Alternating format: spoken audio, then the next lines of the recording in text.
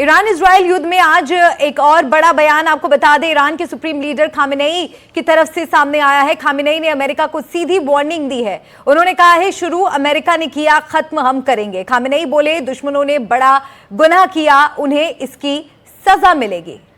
और ईरान से एक खास मेहमान हमारे साथ जुड़ गए हैं, आकिफ जैदी हमारे साथ जुड़ गए हैं। आइए इस खबर पर उनसे हम चर्चा करेंगे। आकिफ, आपका बहुत स्वागत है एनडीटीवी इंडिया पर।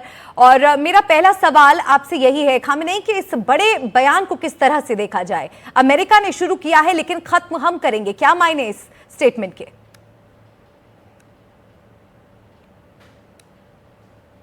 देखिए, ये इस वक्त जो यहाँ पर स्थिति पाई जाती है पश्चिम एशिया के इस खित्ते में, वो स्थिति यह है कि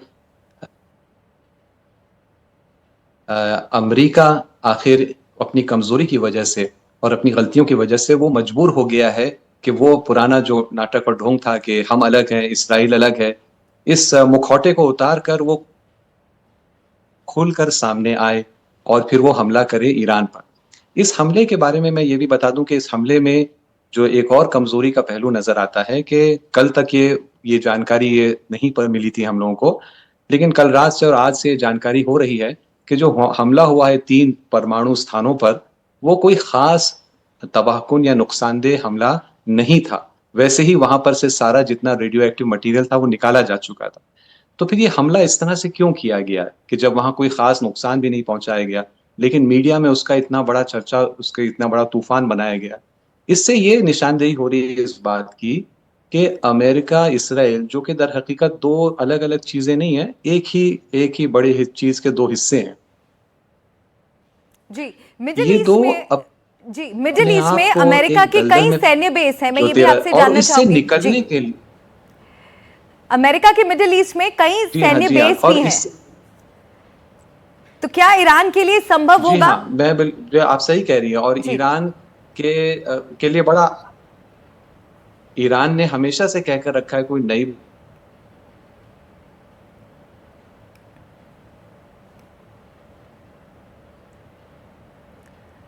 आकिफ, मेरी आवाज आप तक पहुंच रही है? हमेशा से कहकर रखा है कि ये बड़े आसानी से हम इस पर इनको निशाना बना सकते हैं। और अभी जो आप देख रहे हैं कि जिसका कोई रोक नहीं है, वो तो चंद मिनटों में 3 मिनट।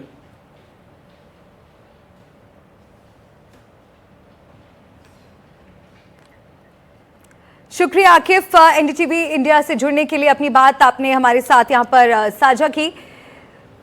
और आपको बता दें कि इस पूरी स्थिति पर हमारी नजर लगातार बनी हुई है और एनडीटीवी की टीम इस वक्त वॉर जोन में मौजूद है। एक एक तस्वीर लगातार हम आप तक पहुंचा रहे हैं।